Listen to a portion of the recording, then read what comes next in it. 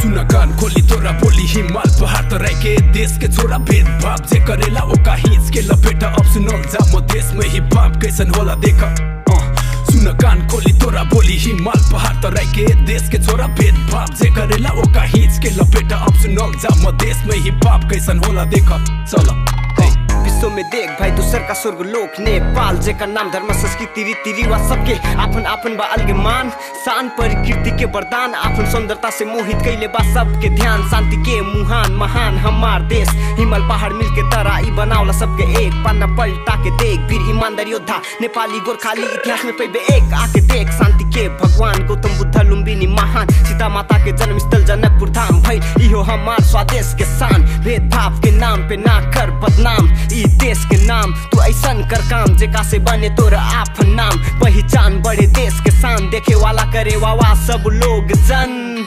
सुना कान खोली तोरा बोली हिमाल पहाड़ तराई के देश के छोरा भेदभाव जे करेला ओका हिंच के लपेटा अब सुनल जा मो देश में ही बाप कैसन होला देखा। सुना कान खोली तोरा बोली हिमाल पहाड़ तराई के देश के छोरा भेदभाव जे करेला ओका हिंच के लपेटा अब सुनल जा मो देश में ही बाप कैसन होला देखा। चलो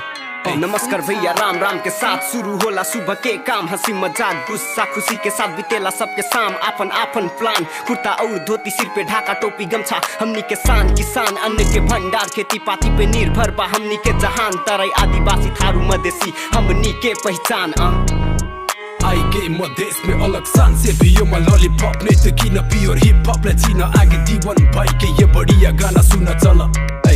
ईमानदारी बाचा कसम पूरा करे खातिर हाजिर बा जान आपन देश के नाम छठी मैया दशहरा दीपावली करवा चौथ नारी लोगन के महान देवी देवता पूजल जाली सब जन संक्रांति फगुआ शिवरात्रि में पियल जाली भांग लेके भोले के नाम छोटकन से प्यार बड़कन के दिला आदर सम्मान के साथ लीला सबके आशीर्वाद आज्ञाकारी सीधा सादा हमनी के बानी लाल चंद्र और सूर्य हमार देश के निशानी लॉलीपॉप में खाली नाही हिप हॉप में साथे झूमल जाली सब जनी सुख दुख में साथ खड़ा रहनी छाती तानी प्यार जे करे ओका से प्यार हम करे नी भेदभाव जे करे ता हो जाला दुश्मनी। सुन कान खोली तोरा बोली हिमाल पहाड़ तराई के देश के छोरा भेदभाव जे करेला ओका हिंच के लपेटा अब सुनल जा मो देश में ही बाप कैसन होला देखा।